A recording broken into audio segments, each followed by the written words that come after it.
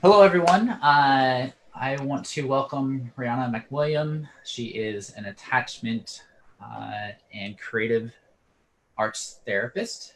And today we are going to do a live follow up regarding a video we did around expressing needs in romantic relationships. And so we had a lot of questions. I got some emails, Briana got comments, and we're going to be answering those questions during this Facebook Live. I will also be monitoring the Facebook group and seeing if there's any comments that we can address or any other questions that we can address during this Facebook Live. And so I'm going to let Briana introduce herself because you guys already know me. Briana, go ahead. Hello, my name is Briana MacWilliam, and I am a licensed and board certified creative arts therapist. And I've been in the field for about 13 years now, and I am just wild about talking about love and relationships, and in particular, helping individuals that struggle with insecure attachment go from feeling kind of stuck and or fearful in their relationships to moving into a place of what I call self-sovereignty. So that they can call in the soul-shaking, passionate partnerships that they want. And I usually approach this from a psycho-spiritual perspective through the framework of creative arts interventions and attachment theory. That's awesome. We're so glad to have you here. Thank you. And I wanted to talk a little bit about kind of we had this video where Briana and I talked for probably a good hour, 45 minutes about expressing needs, and we got in some really deep, important stuff. And one of the questions that came up in our audience was Briana talked about this inner child work. And there's some people wrestle with their identity about being a people pleaser. And so we're going to kind of dive into that. And so the question is, as I'm doing this inner child work and I come up against this people pleaser identity, who am I without that identity? And I'll have you go ahead and start with that and we'll go from there. Well, that is the question and the fear that usually generates a tremendous amount of anxiety, right? Because we are feeling disconnected from whatever the inner self may be. And so when I say that I take a psycho-spiritual perspective on things, that's the vernacular that I have for it. But in other areas of study, like in psychology, they might refer to this as the unconscious self, or you might wounded inner child is a term that was coined by John Bradshaw, who talks about conditions of love, which people pleasing could be a demonstration of fearing conditions of love. So if I don't give all of myself, then I'm not truly loving. Then I haven't earned love. And then we become reliant upon the response to whatever it is we are giving to mirror back to us our value and our worth. And so then we get confused about, well, what is a need? What is a boundary? And we experience people establishing a boundary as a rejection or as an abandonment because we are sourcing so much of our sense of self from whatever feedback or stimulation we're getting from the environment. And we feel like if I just keep giving, then I will get what I need. And I kind of refer to that as like the martyred syndrome. I give and I give and I give, and yet this is what I get back. And all of that giving in our mind is sort of like a form of earning. It's making up for the not knowing who am I without this giving, right? And also beneath that, a belief that if I'm not giving, then I'm not of any value to anybody. So in some ways, and then there's the dark side of that, which is sometimes we give because we feel like we're in a more of a position of control if we are the one that is giving. And then we close ourselves off from receiving because receiving feels like a form of surrender. It feels like a form of loss of control, because if you are reliant upon receiving something, then that can be taken away. And it's likely that at some point in your life, it was taken away. So that's where we start talking about conditions of love. That if you are not constantly giving, or you're not constantly molding yourself to the demands and or desires of the people around you, then you are of no value to them and the love is taken away from you. But the thing is that when it comes down to it, in intimate relationships, your yeses mean nothing without your nos. And your nos are what help to define who and what you are. And when we're talking about inner child work, it's typically that if you find yourself caught in a people pleasing, or I might even add to that rescuer role, then it's usually because at some point the play as a child, like where you start exploring things and deciding what you like and what you don't like by just falling into that natural sort of stream of consciousness and imagination that you witness children having, for some reason that was qualified as inappropriate or too loud or misbehaving or not paying attention or not doing what you're supposed to do. And so we learn how to cut off that flow of beingness and accommodate the world around us. So finding the inner child or finding the self that you are without all the people pleasing is really a matter of turning on that imagination again and going back to a place of playfulness and allowing that to flow through you. And I think, so I kind of want to break this down a little bit. There's a lot of different pieces within this that you just brought to light. And kind of the first one, just as a reflection, is there's this external locus of control, of externalized self-worth. And so part of that people-pleasing role is, if I make this other person happy, then I have a sense of worth. But that's where Briana kind of talks about it. It's a bind, because you give, but then when it comes to receiving, since you're so used to always pleasing everyone else, when someone tries to please you, you kind of almost put up an emotional barrier, or you don't want to receive it. And it makes it really hard to have a reciprocal relationship, a relationship where you're giving some, the other person's giving some, you're receiving, they're receiving, something that's really healthy when you're stuck in that kind of rescuer mode of, I must always please these other people.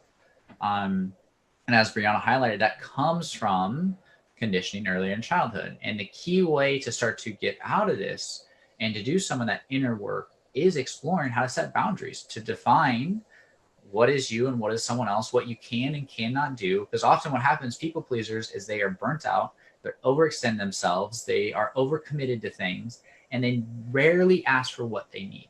And so in regards to our previous video where we talked about expressing needs, this is exactly where it's needed, is you need to understand not only, yeah, your people pleasing is a beautiful thing, but the intention behind it is to validate your self-worth. So it's not really people pleasing. It's actually using someone else's satisfaction of you to validate your self-worth. And so what we want to do is do the deep inner work that allows you to challenge that belief that you must be that way to get love, and lead you to expressing what you need in a relationship, as well as starting to figure out, how do I give in a way that isn't then always evaluated? Does that make sense, Briana? Am I kind of making sense with that? Sure. I think too, part of it is that oftentimes people pleasers don't know what they need. Because they're so focused and they've been conditioned to give to other people. They're so focused on what everyone else needs, but they aren't attuned to what they need. And they live that way. That's how they survived up to this point. But it's costing them their relationship. It's costing them being whole in their relationship, which is really that inner work that we're talking about. And one of the questions you had was, who am I without this identity? And I think that's, for me, well, you become actually more of who you are, because you're starting to explore, what do I need? What do I want? Who am I? And you begin to define that. Pleasing other people isn't necessarily a bad thing, but it becomes a bad thing when the intention is to get validation for your self-worth through that, because that's not really pleasing. At least that's not how I see it. Would you agree with that? I would agree with that. And I think also, it might be worthwhile sort of teasing out the language in the sense that, so what if we could switch language of people pleasing to being open and available to your partner, right? Which is a little bit different than just people pleasing. And also, I think the other thing is that when you have someone who has for a long time sourced their sense of self from the approval they receive from the external world, asking them to stop doing that and take a look at who you really are is really scary. And also kind of asking them to go take a look in the dark abyss and go explore it and don't be afraid. And it's sort of like, it's kind of like, what? That's sort of a bit unfair. It's kind of like when someone goes in, and this is, I think, particularly true of individuals that struggle with attachment and self-identity wounds. It's a bit like you go to a therapist and the therapist says, well, how does that make you feel? It's kind of an unfair question, because I don't know, how am I supposed to know that? And because they never had the experience of what is required in early a childhood is that experience of imaginatively exploring things in the world and noticing who you are in relationship to them. And that's the creative process. I mean, that is a process of allowing for imaginative exploration and play. And so, well, I don't know who I am. And so I'm a creative arts therapist. So this is the frame with which I bring to the table. But the idea that if you can tap into the aspect of you that can be fluid enough, flexible enough, and playful enough to allow for your imagination to flow, your imagination is probably the quickest and most easiest way to access who you are. I mean, the way that you think about things, the way that and then we're talking about establishing a boundaries as also being something that informs who you are. Part of it too is reframing the way we think of boundaries, because oftentimes individuals who are people pleasers, for example, will experience boundaries as a rejection, or they will experience boundaries as a criticism. And someone says, no, I really don't need you to help me with this. I'd rather do it for myself. Well, I'm just trying to help you. What do you mean you don't want me to be close to you? I'm just trying to engage you. Why you don't love me anymore? This is, it feels as if when someone's like, this is my thing, I got it, you kind of experience as a rejection. And so if that is a boundary, we don't want it, because we don't want to do that to someone else. We wouldn't want to make someone else feel rejected or like we don't love them. So not only do we give, but then we don't establish, like when we're feeling exhausted, we don't establish that boundary, because we wouldn't want anyone else to feel as abandoned and rejected as we do when someone else establishes that boundary. So part of it is also realizing that boundaries are not your enemy, they're actually your friend. And that unless you can establish those boundaries, you're not actually showing up in your fullest authenticity, because you don't know who you are. So if you don't know who you are, how can you be truly authentic in your expression? And this is not a criticism. This is really intended to illustrate the pain that can come along with this kind of structure, because especially in relationships, because you may, and the other thing too that may be a bit of ray of hope is that even if you don't know who you are, the essence of you, the light that you are, the brilliant, bright ball of love, light, and compassion that is your soul and your spirit, and the essence of who you are still shines through. There's, your partner still sees it, and they are looking for it and want to have access to it. But when you don't see it for yourself and you don't experience it for yourself, we get lost in the people pleasing, or even in the withdrawal, or even in the cutting off kind of coping skills, because the accessing of that feels so terribly threatening and vulnerable, because we don't know what it is, and we don't know that it is resilient. And that, I think, goes to kind of one of the other questions we had is, what is this earned security? I've never heard that. And this is essentially what it is, right? It's becoming attuned to that inner child, that inner experience, the stuff that you haven't received, and starting to explore creatively and imaginatively to figure that out, and to be playful with that, to experiment, to try things out, to notice the discomfort and try to tolerate that, and build in that inner resilience that's already there, but actually getting experience and staying with it, which I think you said so lovely. That's true. Yeah. And so kind of what might be really helpful is going into now, what is the difference of people pleasing versus courteous reciprocity? Well, to my mind, the difference is self-abandonment, and self-sacrifice. Mm-hmm. But the idea that, to me, it kind of comes to this notion of generosity in a way. A lot of times we think that to be generous requires self-sacrifice, and the measure of your generosity is based upon the measure of how much it costs you. And my supposition is that generosity is not about self-sacrifice. Generosity is more about abundance, and it's this idea that you are so filled up and you are so fully residing within your own circumference that you just have to, it just spills over. It's this like it's like attracts like, it's like, I am so filled up with love, light, and compassion. I have so much for everybody, and I could never run out, and that's a generosity. When we approach generosity from a place of self-sacrifice, then it becomes a scoreboard above, in this case, above the relationship, right? And if you are feeling in your the difference between people pleasing and reciprocity, courteous reciprocity, is that it's not like at the cost to, it's not at your cost, right? It's not at your whatever. And even if there is, like, let's say a material cost, or you somehow you have less money or whatever it is, then you don't experience that as a form of, I've, negated my needs so someone else can be better off, and therefore I've gained moral points in heaven, like. Well, it's almost like it's a betrayal of the self, right? There's this Yeah. sense that for me to be in relationship with someone else must require me to betray myself, which is Right. a betrayal of the needs. And that's that abandonment part you talked about. And what's so important is, that reciprocity is, it comes from a different place. It comes from this place of, I have needs, you have needs. How do we work on this together? Rather than, I have needs, let me stuff them down. How are you? Let me take care of you. That's a very different type of relationship. It's that, right? That people pleasing is not a mutual relationship. There's not reciprocity because it's not allowed, because that style of relating is, I am only going to give your needs attention and I'm going to neglect my own. Whereas the other one is, hey, let's work on this together. Right. And that's actually, I'm sorry, go ahead. No, go ahead. Well, I was going to say, that's what I call, I think of that kind of structure as a guard.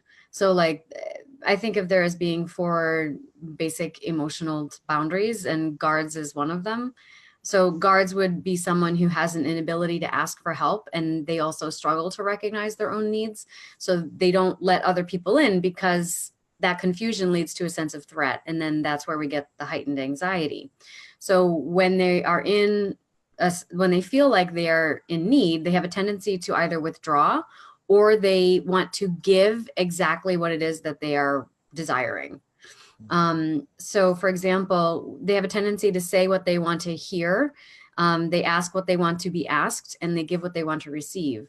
So for example, and I think that this is true for individuals that are more avoidantly attached, as well as individuals that are more anxiously attached. I agree. So what I refer to as rolling stones or open hearts. So for example, like, an open-hearted guard might have a hard day at work, or maybe, their pet died that day. And so when asked for support, they might downplay their pain and say, well, it's hard, but that's life and I'll get over it in time. It's probably not nearly as tough as what you're going through. So tell me, how am I going to fix your problem? How can I help you fix your problem? Whereas in comparison, a guard or a rolling stone, in my opinion, might assume that when other people are in need, they want to be left alone. So they might say, ooh, tough day, I'll leave you alone, And so, but at the heart of that, usually, whether you are an open heart or a rolling stone, if you have kind of a guard way of dealing with your emotions and your emotional boundaries, you tend to think of boundaries as walls. And so walls are either up or they are down, but they're solid, but fragile. They're kind of rigid, but fragile.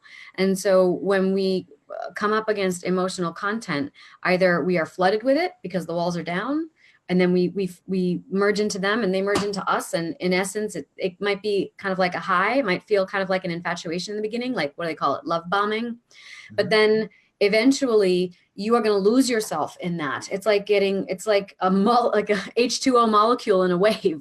And then you need to reestablish yourself.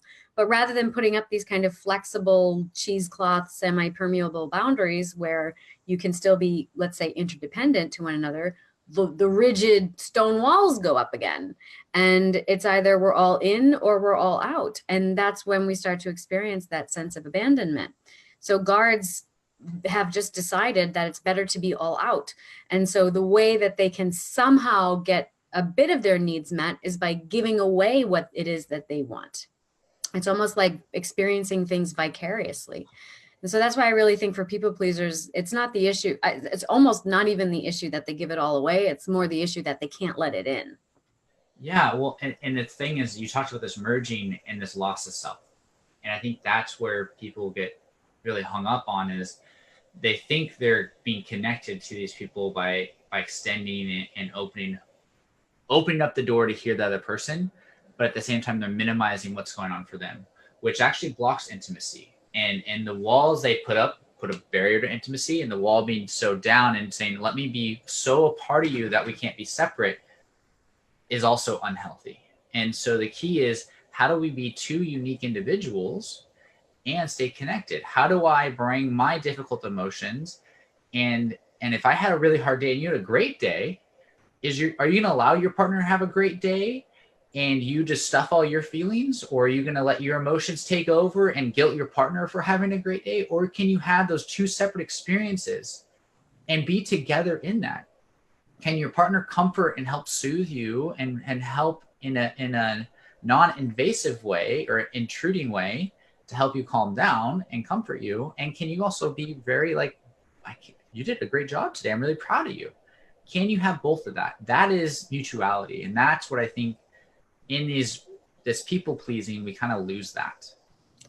I would agree with that. I think also too, that sort of like people will hear something like that and then they'll be like, oh, but that's not empathic, right? If someone's having a bad day, then and you know, we don't want to make them feel bad by telling them what a great day we had. So I'm not going to tell them. And, you know, or vice versa. Like, I had a bad day and they've had a great day, so I'm not going to share what it is that's going on for me right now. And so I think that sometimes that's a bit of confusion around empathy versus enmeshment. You know, that there's a tendency to think that if when we are feeling the feelings of someone else inside our own bodies, and or, you know, we think that it is more loving to sort of abandon ourselves in whatever way to because that's an expression of empathy. It's really usually more a sign of enmeshment. So can you say what enmeshment is? Can you define that really quickly for people who might not know that term? Sure. So enmeshment is something that diminishes or dismisses the individuality of another person and tends to perceive any, I'm going to call it contrast, but you might say conflict or disagreement between two people as unempathic. Or if we disagree, then it's an abandonment of this relationship. Or if, right. Or if you disagree with me, then that's a condition of love, right? It's not necessarily a condition of love. It's just that you are noticing where your boundaries lie. And in that sense, you are experiencing, I'm going to call contrast, that is going to allow you to learn more about yourself because you will become increasingly aware of your boundaries. And that's going to increasingly define you.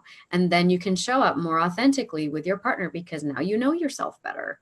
And then the work, which I think is, you know, the next step is, okay, well, now that we are these ever expanding bodies, how are we going to negotiate the shared space, psychic, emotional, physical shared space together, right? And I, you know, oftentimes I think a lot of us, especially if we have insecure attachment, have been raised that you can't have that shared space. One person has to abandon the self altogether or dominate all of it, right? And so well, it's that they don't have the experience that you can be an independent self and connected to another person. Rather, they are taught independence is the only way to survive, or you must be so close and connected and must abandon yourself to survive. Yeah. And so that's the secure attachment is, hey, I see that you're a unique person, and hey, you're in a relationship with me, and this works. Like, I see you and we're connected. But right. Most of us, especially insecure attachment styles, we do not have that experience. Right. Yeah. And empathy, you know, empathy to my mind is when you are able to hold that boundary, be aware of it. You can be sensitive to someone's feelings. You come home and your partner had a terrible day and you had a good day. Doesn't mean you have to go like, you know, smush it up in their face like some kind of like competitive game. But, you know, it doesn't mean that you necessarily have to abandon the good feelings that you have or downplay the day that you had because, you know, because your partner's not feeling well. I mean, I think that there are tactful ways in which you can approach someone knowing how they may be feeling, and that's empathy. But completely abandoning your own experience in service of the other, whatever it is, that's not really empathy. That's a form of enmeshment and self-abandonment. And inevitably, that's going to work against empathy because it leads to suppression of feelings, and then you've got a pressure cooker. It's like you're building up resentments, and eventually that will implode or explode. I agree. And that's the work when I'm working with couples, they often struggle to validate each other's perspectives. And like what I talk to couples is I'm like, we have to have a speaker and a listener. And as a listener, your goal is to validate your partner's perspective. You might not agree with it, but then when you're the speaker, your partner's going to validate your perspective.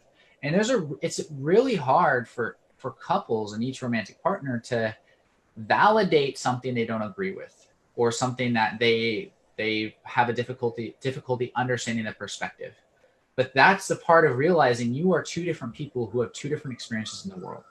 And you must have empathy and build empathy for being able to stand in your partner's shoes and say, from your point of view, it makes sense that you would experience something like this, or that you'd see something like this.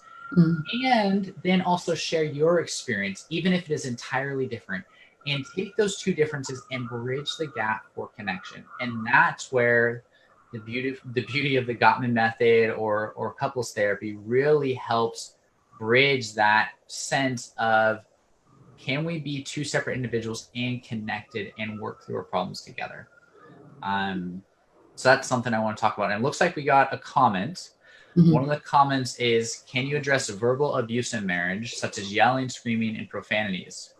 Overall, the relationship is good until the partner is triggered. Do you have thoughts of that, or do you want me to dive into it? Well, you being the couples therapist, I would like you to address that first.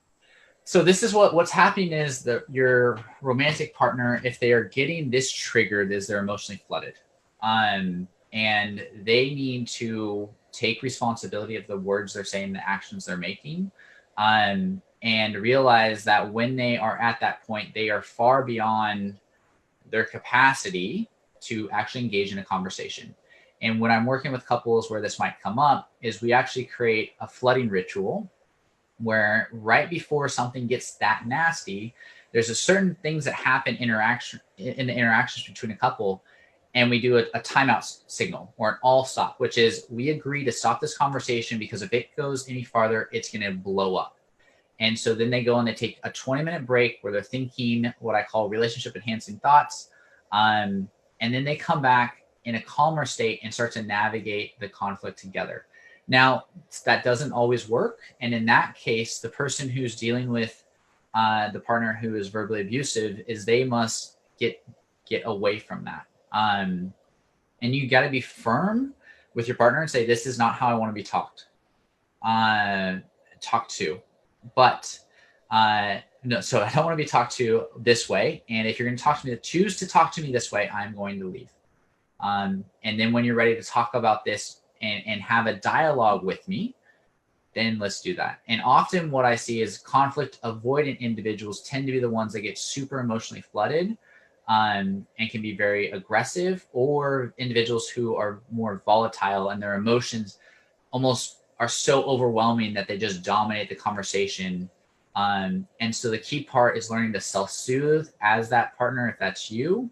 And if you're dealing with that partner, set up boundaries that say, this is not a way to talk to me. And if you're going to choose to engage this way, if you're going to choose to bottle things up until they explode on my face, then I can't engage in this. And we have to figure out a new way of dealing with that, whether that means we're going to go work with a couples therapist or a coach, or whether we're going to try to figure out how to talk about this stuff ourselves. What would you add to that? I was just thinking, wow, there's nothing I would add to that. I think that's a wonderful response. But I mean, I would agree. I think the person is being flooded. And usually, and I would also agree that typically when someone gets to that point, it's because they are struggling with boundaries altogether. And it's likely that they may have some people pleasing tendencies. And one thing I noticed in the comment where they're like, everything's great otherwise, except for this one thing. And it kind of makes me wonder, how great is everything else otherwise within that partner? Because I'm wondering if they're spending a lot of time sort of putting on a performance for everything being great and like not really establishing their boundaries all along until they've already reached the boiling point of no return, where it's become that pressure cooker, like I talked about, where things are being repressed, however consciously or unconsciously. And then there's something that snapped, like that snaps, and all of a sudden you have this big argument. And it's like, how and or why is it like this and now, and it's great all the rest of the time? Well, it's likely because they haven't actually been 100% honest about their boundaries all along, and they've been like not really honoring them or showing up fully authentically the rest of the time. So you sort of have this illusion that everything's going great, and then all of a sudden there's a big blow up and you're like, where the hell did this come from? And that actually is what happens when people have struggle with people pleasing, enmeshment. All of that typically lends itself to emotional dysregulation at some point as well. Yeah, and it's like, their positive intent was, if I don't deal with this issue now, if I just stuff it, I'll still have happiness with my partner. But the problem is stuffing those emotions is they don't go away. Psychologists call it emotional leakage. It pops out passive aggressively in other parts of the relationship, or it compounds and it's kind of like a Coke bottle, and you drop a Mento into it, some issue that really isn't that big of a thing, and it explodes on the relationship because so much of this stuff has been suppressed and bottled up. And what Briana's saying is that is right. While things seem great, they're troubling. And that partner who blows up needs to learn how to bring up these issues in a calmer way, be able to talk about what they're needing. And typically, that person is conflict avoidant because they're like, well, if I just sweep this under the rug, things will be okay. But the issue doesn't get dealt with. And you as a romantic partner get the aftermath, but don't ever get the how would I put this? The gift of being able to work with your partner on an issue that is upsetting for them to actually make the relationship better so that doesn't happen. Yeah. And so I really love that you brought that into the conversation.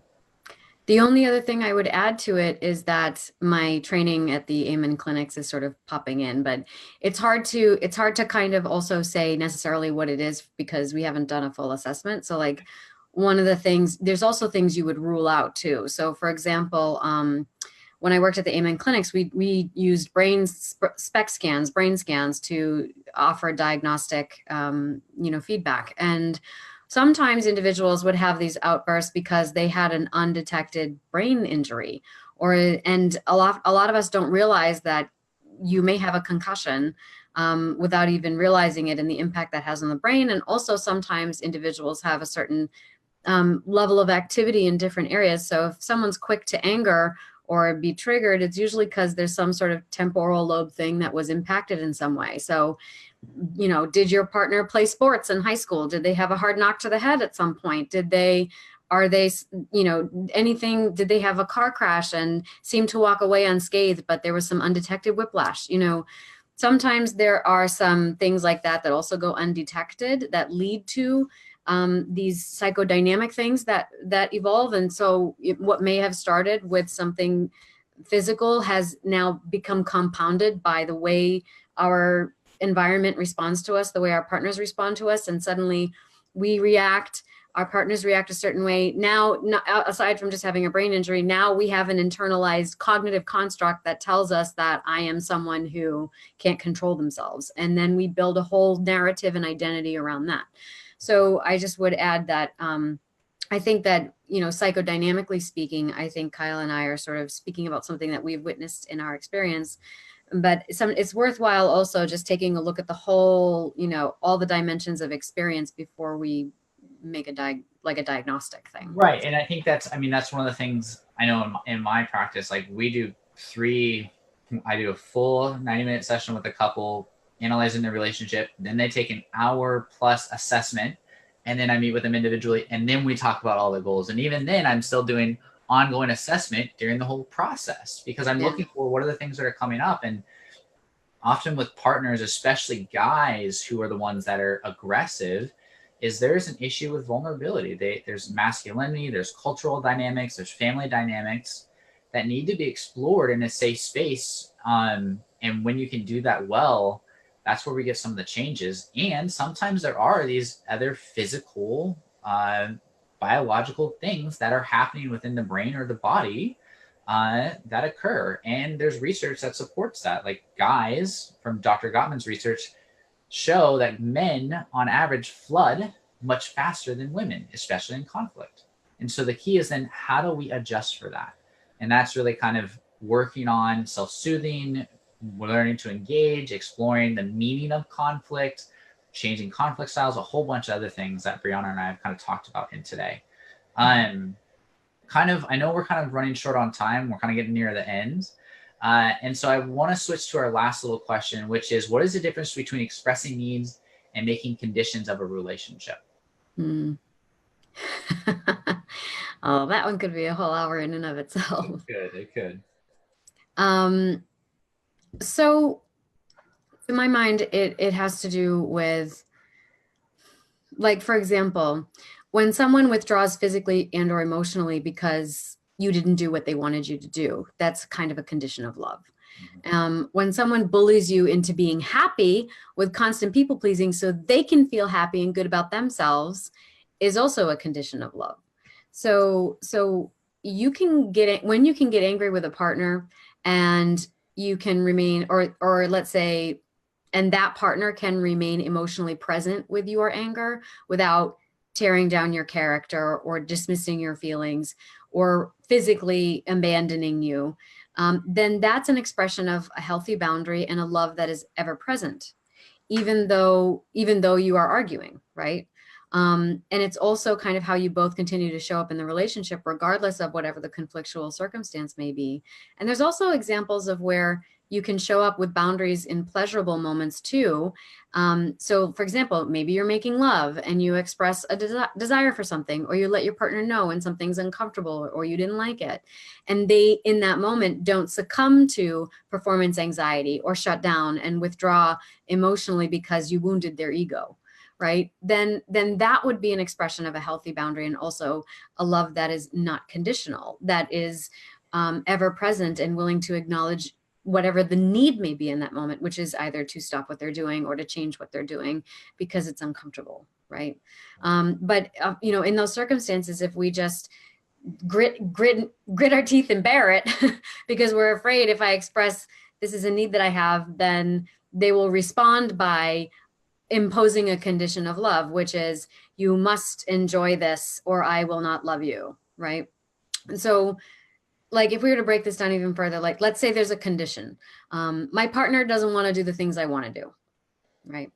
And so the boundary response might be, well, do I give up what I want or do I honor my desire?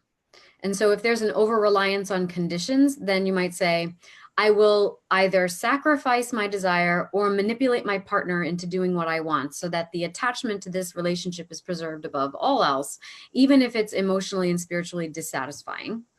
Or these conditions are so intolerable, I'm going to give up everything just to avoid this one thing, regardless of the cost, and throw out the baby with the bathwater. So you see, that's like walls up or walls down, right? And if we get lost in that, we get lost in the conditions and the contrast. It's sort of like, well, this is better than the psychic and or emotional death I'd experience if I were to be abandoned otherwise or taken over, right? And so to my mind, for there to be a flexible kind of preservation of the needs and the desire, along with a love that is not conditional, there you kind of ask yourself, well, is there another possibility that could be equally satisfying for both of us? Are abandonment and complete self-sacrifice really the only answers here, right? And usually it's our fear. We have such a terrible fear of being rejected and abandoned, everyone, and that we jump to those extreme conclusions, and then we start putting conditions on things. I can't love you unless you meet this, this, and this, and this, right? And also because at the root of it, we all are also absolving ourselves of emotional responsibility. My loving feelings are conditional upon you being this, this, this, and this, right?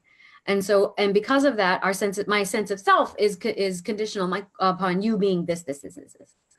So that's kind of where we end up falling into the conversations we're having right now. Yeah. So I want to add to this too. This is the, when you're able to honor your needs, you get to figure out the types of relationships and the people that are willing to meet those needs.